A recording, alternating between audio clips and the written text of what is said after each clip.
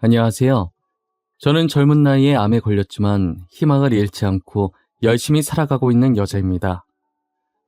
분명 결혼한 지 엊그제 같았는데 눈 한 번 깜빡이니 벌써 10년이 넘는 시간이 훌쩍 지나가 있네요. 제가 지금 사과를 먹고 있다 보니 몇 년 전에 일어났었던 일이 갑자기 생각이 나네요. 그 일로 인해 제가 이런 병도 얻게 된 것 같아요. 여러분들도 한번 제 사연을 들어보시겠어요? 어른들이 하시는 말씀 중에 모르는 게 약이다라는 말이 있잖아요. 세상을 살다 보니 어른들 말처럼 정말 몰랐을 때가 더 좋았던 적이 있는 것 같아요. 저 말이 제일 잘 어울리는 대표적인 경우가 바로 뒷담화 같은 거잖아요. 누구보다 저를 사랑해주고 아껴주던 사람이 뒤에서 저를 욕하고 있다는 사실이 얼마나 슬픈 일이에요. 지금부터 여러분들께 이 뒷담화에 관한 이야기를 들려드리려고 해요. 저는 금수저까진 아니더라도 하고 싶은 거 다 할 수 있는 꽤나 잘 사는 집안의 외동딸로 태어나서 부모님에게 사랑을 듬뿍 받으면서 살아왔었어요. 저희 부모님은 저를 만지면 깨질까, 잡으면 부서질까, 그렇게 금이야 오기야 귀하게 키우셨어요. 이렇게 부모에게 사랑을 듬뿍 받아야 훗날 결혼해서 남편에게 사랑을 많이 받을 수 있다고 하시면서요. 저도 사춘기 시절 반항을 한 적이 있는데 부모님께서는 단 한 번도 소리치거나 손을 올린 적이 없었고 늘 따뜻하게 안아주시면서 왜 이런 행동을 하면 안 되는지 차근차근 설명해 주셨었어요. 그래서 제 사춘기는 태풍처럼 정말 짧게 휘몰아치다가 끝난 것 같아요. 항상 이런 부모님의 모습을 보면서 부모님같이 다정한 남자를 만나 결혼하고 싶다는 생각이 들었어요. 딸은 아버지 같은 남자 만난다는 말처럼 정말 아버지 같은 남자와 결혼하는 미래를 꿈꾸곤 했어요. 그렇게 20대 중반이 되었을 때쯤부터 친구들이 하나둘씩 결혼을 하기 시작하더라고요. 빠르면 벌써 아이까지 낳아서 애엄마가 된 친구들도 있었고요. 저는 친구들이 결혼하고 애를 낳을 동안에는 제대로 된 연애를 하지 못했어요. 다정한 아버지 때문에 눈이 높아진 건지 아무리 남자를 만나도 제 성에 차는 남자가 없었어요. 아직 결혼을 하지 않은 친구들 중에서 제가 눈이 너무 높다면서 눈을 조금 낮추라고 말한 친구가 있었고, 결혼한 친구들 중에서는 괜히 결혼했다며 후회하면서 결혼을 말리는 친구들도 있었어요. 야, 너는 눈을 낮출 필요가 있어. 쓸데없이 너무 높아. 그러니까 결혼을 못하는 거 아니야. 나는 눈이 저 밑에 바닥에 있어도 못하는데 진짜 결혼하고 싶으면 눈 좀 낮춰봐. 나는 결혼 반대야. 결혼한 지 이제 1년 됐는데도 벌써 이혼하고 싶더라니까. 연애할 때야 좋지. 맨날 얼굴 맞대고 산다고 생각해봐. 진짜 눈 뜨자마자 남편 얼굴 보이면 때리고 싶어. 그건 맞아. 그래도 너는 애가 없잖아. 나는 애까지 있어 이혼도 마음대로 못해. 육아는 나 혼자 해. 지금도 봐. 애 안고 너네 앞에 있잖니. 육아는 무슨 집안일도 하나도 안 도와줘. 집안일, 그걸로 많이 싸우지. 나도 우리 신랑이랑 집안일로 많이 싸워. 결혼 전에는 내 손에 물 한 방울 안 묻히게 한다더니 지금은 나보고 별 따오라고 한다니까. 야, 너네 얘기 들으니까 나까지 결혼 안 하고 싶어진다. 결혼은 현실이라고 하더니 그 말 틀린 거 하나 없나 보네. 주변 사람들한테 저런 말들을 듣다 보니 굳이 결혼을 해야 하나 싶은 생각도 들었어요. 그렇다고 비혼주의로 살자니 나중에 늙었을 때 남편이랑 자식들 없이 혼자서 너무 외로울 것 같았어요. 혹시나 제가 혼자 있다가 집에서 다치거나 죽었는데 아무도 모르고 그렇게 쓸쓸히 잊혀지면 어떡해요. 아주 잠깐 상상만 해도 끔찍하고 서러웠어요. 그렇게 혼자서 결혼을 해야 할지 말아야 할지 고민하고 있을 때 운명 같은 남자를 만나게 되었어요. 제가 회사에 입사한 지 얼마 지나지 않아서 남자 직원 한 명이 저희 회사로 이직을 한 거예요. 다들 잘생겼다고 호응하는데 외향적으로는 제 이상형이 아니었기 때문에 처음엔 아무 관심이 없었어요. 제가 강아지상을 되게 좋아하는데 그 직원은 고양이상으로 인상이 날카로웠거든요. 낯가리는 건지 웃지도 않고 굳은 표정으로 일관하길래 첫인상이 좋은 편은 아니었어요. 한동안은 제게 수많은 직원들 중 한 사람, 그 이상도 그 이하도 아닌 존재였어요. 그러다 그 사람과 같이 프로젝트를 하나 하게 되면서 친해지게 되었죠. 친해지고 나니 웃음이 정말 많은 사람이었다는 걸 알게 되었어요. 사소한 거에도 잘 웃어주고 썰렁한 개그를 해도 그 사람이 무안할까봐 배꼽 잡고 웃어주더라고요. 성격도 좋은데 남을 배려할 줄도 알고 알면 알수록 진국인 사람이었던 거예요. 게다가 다른 남자 직원들과 다르게 술에 대한 자부심이 없어서 못 마신다고 딱 잘라 말하면서도 사람 무안 주지 않고 술 먹은 사람들 비위 다 맞춰주며 회식 분위기를 망치지 않으려고 노력하더라고요. 대학 다닐 때도 그렇고 그 직원이 오기 전까지 회사 회식 때도 그렇고 자기 술 잘 마신다는 자부심 있었던 사람들만 보다가 이런 사람을 보니 신기했어요. 술 못 마시는 것에 전혀 부끄러움이 없었고 오히려 술 먹은 사람보다 더 잘 놀았어요. 의외의 모습이 계속 발견되다 보니 저도 모르게 점점 그 직원에게 관심이 가기 시작했어요. 그 후로 무의식 중에 제 눈은 그 직원을 쫓았고 저희 둘의 눈이 마주치는 횟수가 잦아졌어요. 그렇게 저희는 눈빛으로 시그널을 주고받다가 그 직원이 먼저 제게 고백을 하면서 사귀게 되었어요. 본격적으로 사내 연애를 시작했고 2년 정도 연애를 이어갔어요. 사람은 첫인상으로 판단하면 안 된다는 걸 그 남자를 통해 알게 되었어요. 그 남자는 그동안 제가 찾아다니던 저희 아버지 같은 다정함을 가진 사람이었어요. 연애를 하면서 이제껏 만났던 다른 남자와는 확실히 다른 느낌이 들었어요. 이 사람과 결혼하면 저희 부모님같이 행복한 가정을 만들 수 있겠구나 싶었죠. 그리고 어느 날 제게 반짝거리는 보석이 박힌 반지를 주며 프로포즈를 하는 거예요. 있잖아, 나 사실 너가 내 첫 여자친구야. 믿기지 않겠지만 진짜야. 우리 같은 고등학교 다녔던 거 모르지? 내가 너네 학교 선배였어. 그때부터 널 알았고. 어? 오빠 나랑 같은 고등학교 나왔다고?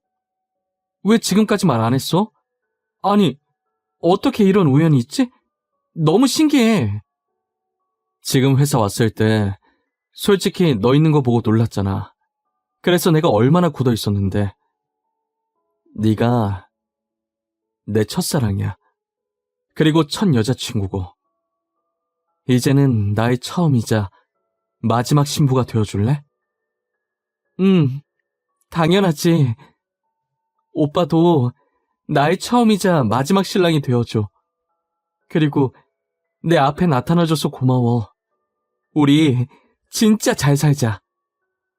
이 남자와의 첫 만남은 회사가 아니라 고등학교 다닐 때부터였어요. 고등학교 다니면서 저를 처음 보고 그때부터 저를 잊지 않아줬다는 게 너무 감동이었어요. 저는 이 남자에게 내 평생을 맡겨도 되겠다는 생각이 강하게 들었어요. 제가 어떤 길을 걷게 되든 이 남자와 함께 걸으면 꽃길이 되겠구나 싶었습니다. 프로포즈를 받은 후 저희 나이가 결혼 정년기에 접어들면서 빠르게 일을 진행하게 되었어요. 제일 먼저 과일 바구니 하나씩 들고 양가 부모님께 결혼 허락을 받으러 다녔죠. 그 뒤로 상견례를 하고 신혼집과 혼수를 양쪽 집안에서 각각 맡아서 하기로 하고 결혼식 때 드는 비용들은 저희가 모은 돈으로 하기로 일을 진행해 나갔어요. 결혼 준비하면서 많이 싸우는 커플들을 봤는데 저희는 그런 게 전혀 없었어요. 사소한 것 하나까지도 서로 의논하고 둘 의견에 중앙점을 맞추려고 노력했어요. 결혼식의 주인공은 신부라며 배려심 깊은 남편 덕분에 거의 제 의견에 맞추긴 했지만요. 결혼 후에도 남편은 연애할 때와 변함없이 배려심이 깊었어요.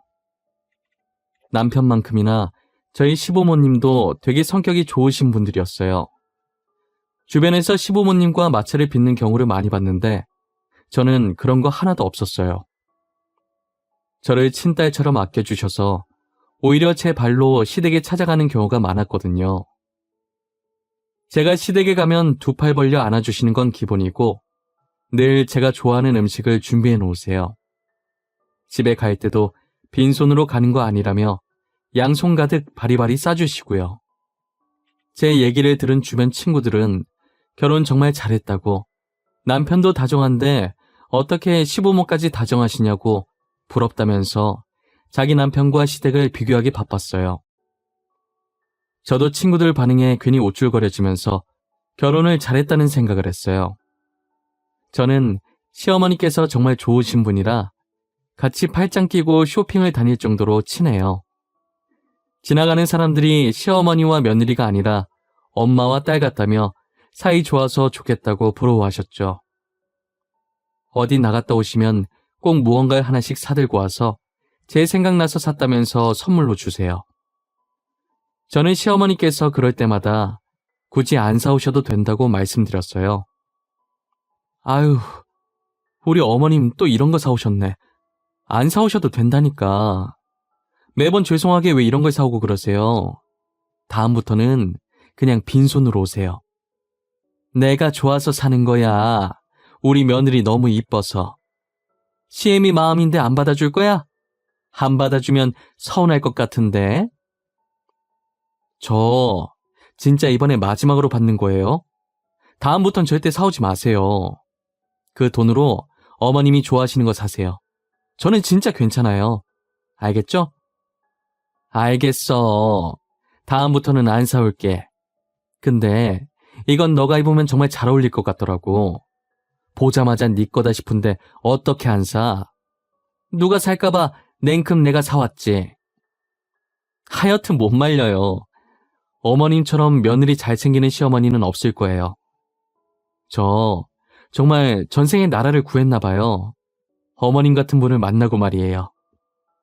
어머, 얘 말 이쁘게 하는 거 봐. 너 일부러 나 기분 좋게 하려고 그러는 거지? 그런 거면 성공이네. 아, 맞다. 너 집 가기 전에 저 통 들고 가. 내가 너 좋아하는 간장게장 만들어놨어.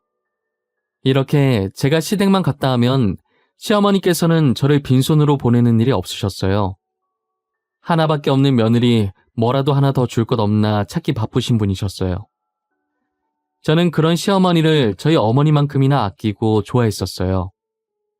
하지만 한없이 다정하고 며느리를 챙기던 시어머니에게도 감춰진 얼굴이 있더라고요. 시어머니께서 평소 사과를 잘 드시는데 꿀사과를 팔길래 사들고 시댁에 찾았어요.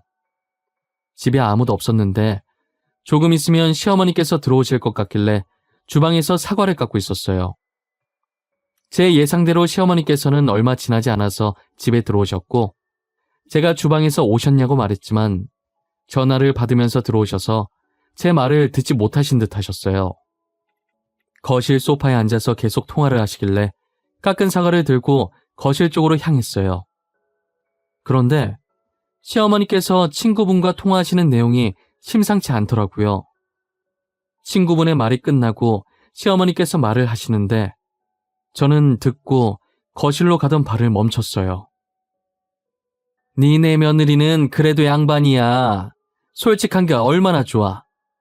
우리 며느리는 에휴, 나한테 잘 보이려고 얼마나 알랑방귀를 끼는지 말도 마. 그래도 전에 봤을 때 애교가 되게 많아 보이던데. 우리 며느리처럼 따박따박 말대꾸하는 것보단 애교 많은 게 천배 낫지. 다 시애미한테 잘 보이려고 연기하는 거지. 가식적인 기집애야. 내가 요즘 며느리 무섭다고 해서 얼마나 눈치 보는 줄 아니? 맞아. 진짜 옛날이랑은 비교도 못하지. 우리 때는 누가 시애미한테 대들어 말 대답하는 순간 바로 뺨 날라가지. 그래도 돈 잘 버니 용돈은 두둑이 주더라. 가방도 하나 사주고. 며느리한테 가방을 받았어? 나는 며느리한테 해다 바치기 바쁜데 너는 복 받았네. 아니, 내가 사주면 돌아오는 게 있어야 하는데 용돈 말곤 주는 게 없어. 이게 말이 되니? 저는 시어머니 말을 듣다가 제 욕인 걸 알고 충격받아서 들고 있던 접시를 떨어뜨렸어요. 접시 떨어지는 소리에 시어머니는 깜짝 놀라서 소리 들리는 쪽으로 고개를 돌리더니 저를 발견하고 귀신이라도 본 사람처럼 소리를 지르더니 통화를 종료하더라고요.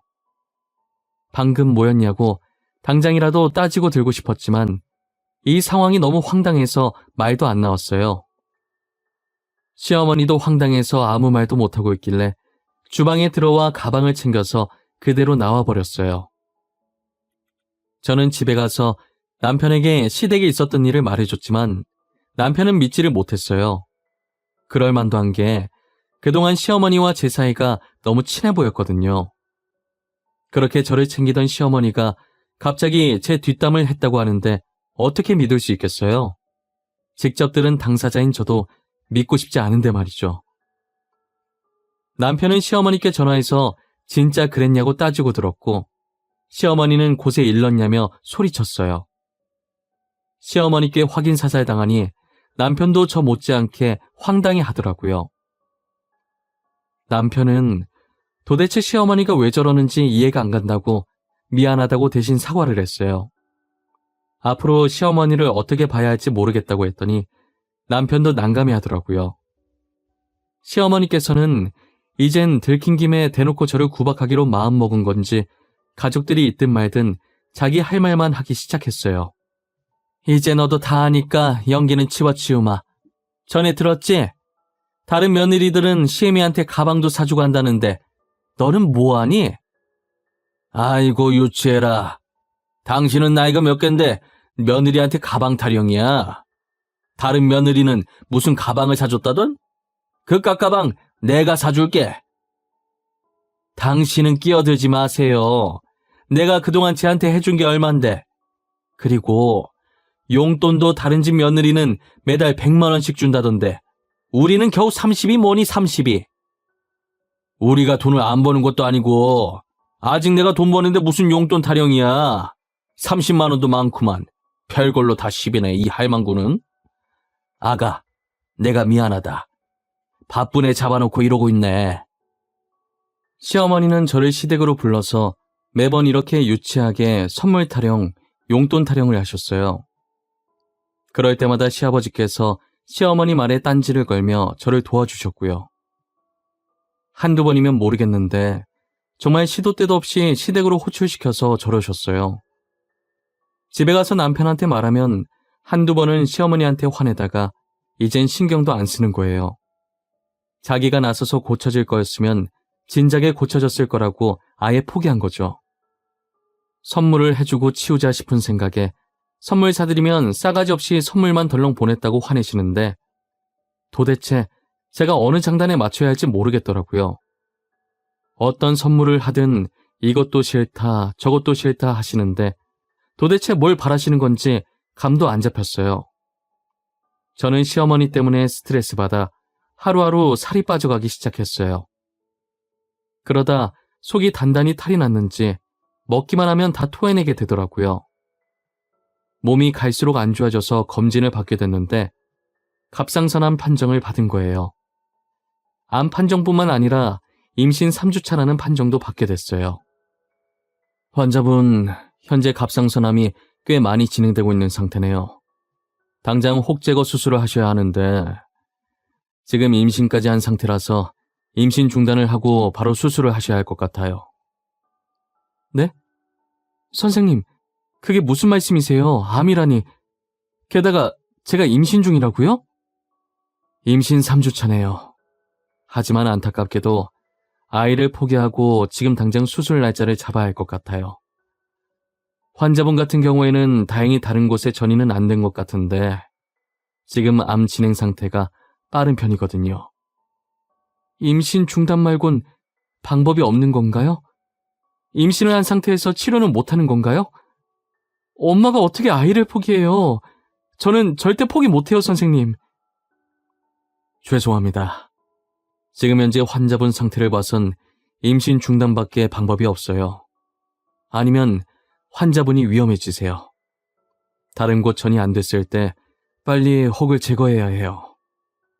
저는 별다른 방법이 없다고 해서 임신 중단을 하고 수술을 진행할 수밖에 없었어요. 남편도 의사 말에 따르자고 아이는 또 가지면 되니까 일단 저부터 살아달라고 부탁하더라고요. 제가 이렇게 혼자 아파서 말라갈 동안 자신이 신경 못 써줘서 미안하다고, 아이보다 제가 더 중요하다면서 제발 아이 포기하고 수술 받자고 우는 거예요. 저는 남편 우는 모습에 같이 따라 울면서 알겠다고, 그렇게 하겠다고 했죠. 그렇게 저는 혹 제거 수술을 무사히 마치고 회복실로 옮겨졌다가 일반 병실로 갔어요. 의식을 차린 뒤 의사 선생님과 목소리가 잘 나오는지 간단히 테스트를 하고 누워 있었어요. 남편의 손을 잡은 채 가만히 천장을 보면서 눈만 깜빡깜빡 거리고 있었는데 병실 문 여는 소리가 들리더니 시어머니께서 들어오시더라고요. 일어나. 목 수술한 거지 팔이랑 다리 수술한 거 아니잖아. 오늘 제사 있는 거 잊은 거야? 제사 음식 만들어야 하니까 얼른 일어나. 어머니, 진짜 미치신 거예요? 아픈 사람한테 지금 뭘 시키는 거예요? 진짜 왜 그래요? 어머니, 원래 이런 분 아니셨잖아요. 제발 정신 좀 차리세요. 이 사람 수술하고 이제 막 병실에 왔어요. 우리 손주 죽여놓고 뭐 이쁘다고 누워있어. 너 당장 안 일어나? 우리 피덩이 같은 손주 죽이고 너 혼자 사니까 좋니? 어? 좋냐고? 아, 뭐야? 사돈, 지금 아픈 사람 병실에서 이게 뭐하는 짓이에요? 어디서 이렇게 못 배운 티를 내는 거예요? 당신은 사람도 아니야. 이 물도 당신한테 아까워. 언제 오신 건지 친정어머니께서는 병실에 있던 물병 뚜껑을 열어서 시어머니 머리 위로 부어버렸어요.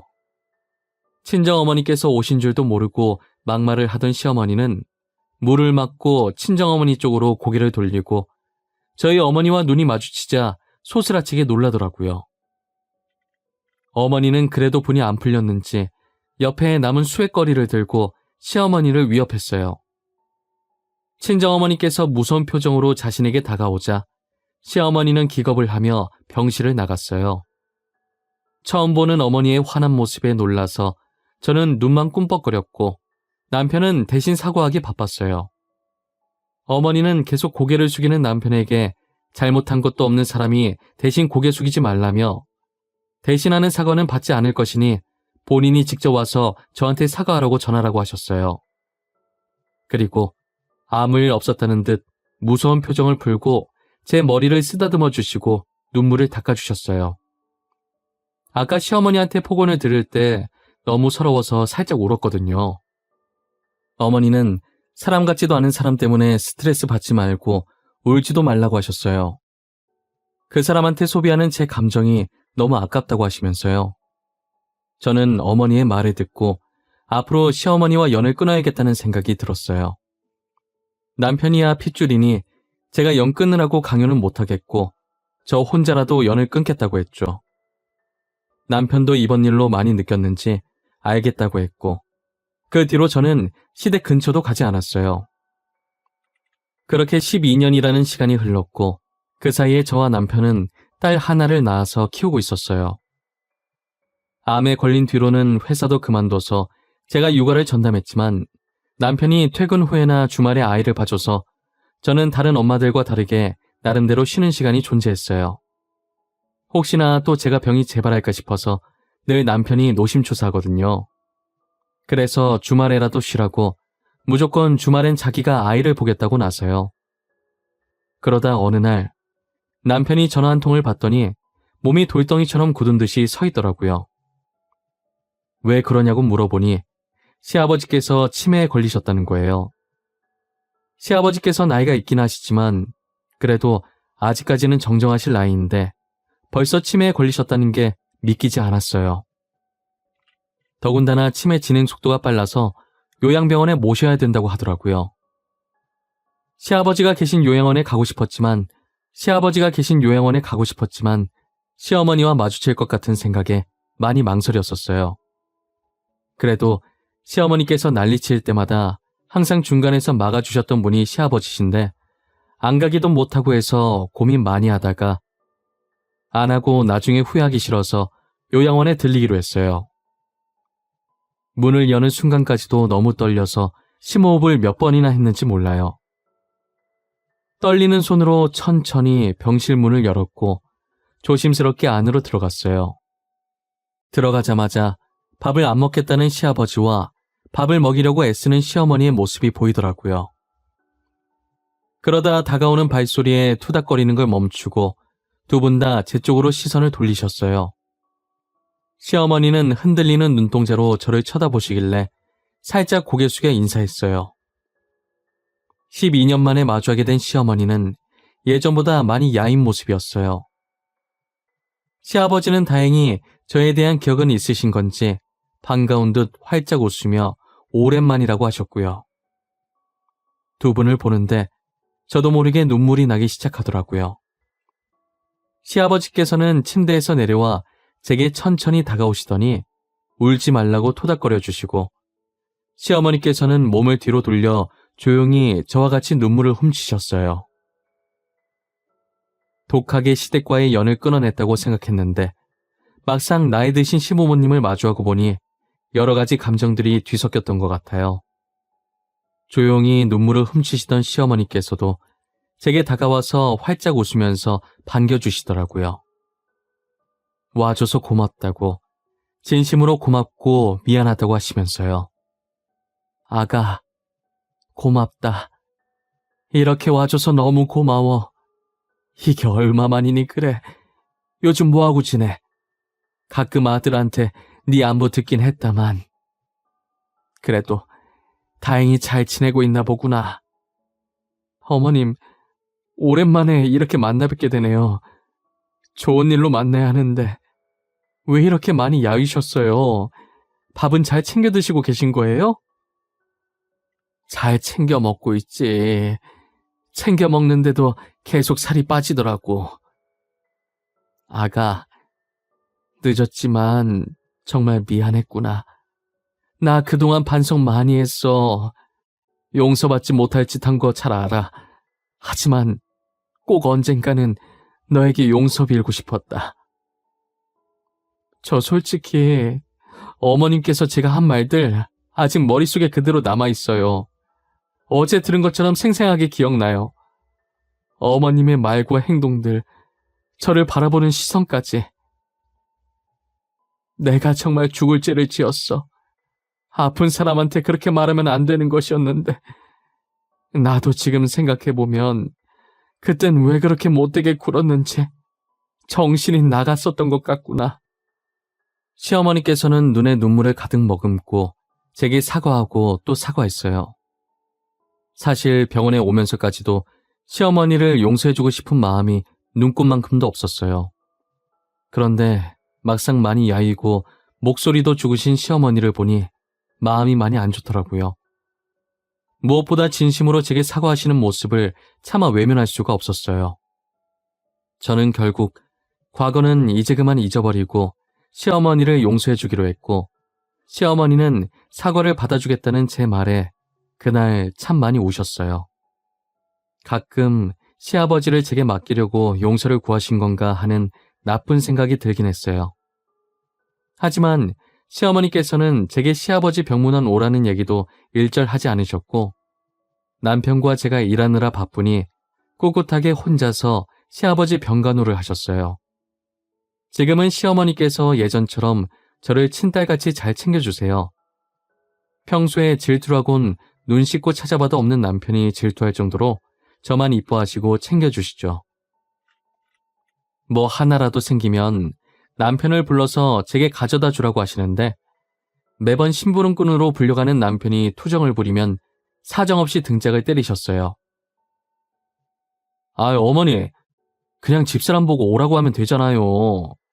퇴근해서 집 가는 길에 가져가면 되는데 내가 심부름꾼도 아니고 둘이 괜히 화해해서 엄한 나만 피곤해졌어요, 진짜. 예, 지훈이 애미는 일하느라 피곤할 것 아니야. 아픈 사람을 굳이 못하러 여기까지 오라고 해. 네 말대로 네가 퇴근해서 집 가는 길에 잠깐 들러서 가지고 가면 되는 거지. 어머니, 집사람 완치받아서 괜찮아요. 그리고 저는 가끔 둘이 연 끊고 지냈을 때가 훨씬 좋았던 것 같아요. 그냥 두 사람 한 번 더 싸워서 다시 연 끊으면 안 되나? 이놈의 자식이 쓸데없는 소리 할 거면 그거나 들고 빨리 가. 졸지의 남편은 저희 심부름꾼이 되었고 저는 시어머니께 공주님 대접을 받으며 살고 있어요. 그동안 한 번도 못 봤던 손녀한테 못 해줬던 것도 다 해줄 거라면서 제 딸을 얼마나 이뻐하시는지 몰라요. 가끔 아들 낳을 생각 없냐고 넌지시 물어보시긴 하지만 제가 딸 하나로도 힘들다고 하니 하긴 아이 낳으면 여자만 힘들다고 하고 싶은 대로 하라며 제 의견을 존중해 주셨어요. 진작에 이렇게 살았으면 얼마나 좋을까 싶은 생각을 요즘 따라 많이 하게 되네요. 아무래도 시부모님이 많이 늙으셨고 저희와 같이 할 세월이 얼마 남지 않아 더 그런 것 같아요. 함께 할 수 있는 시간 동안 시부모님과 함께 행복하고 좋은 추억 많이 쌓아보려고 해요. 제 사연은 여기까지입니다. 여러분들은 제 사연을 듣고 어떤 기분이 드셨나요? 혹시 시어머니를 왜 용서해줬냐며 저를 한심해하고 계시나요? 하지만 저는 제 선택을 후회하지 않아요. 오히려 용서를 안 했다면 돌아서서 뼈저리게 후회했을 것 같아요. 여러분들도 저와 같이 시댁과의 갈등이 있으시다면 잘 생각하셔서 현명하게 대처해 나가시길 바랄게요. 제 사연 들어주신 모든 분들, 저보다 행복한 일 많이 생기시길 바라고 늘 건강하시길 바랄게요.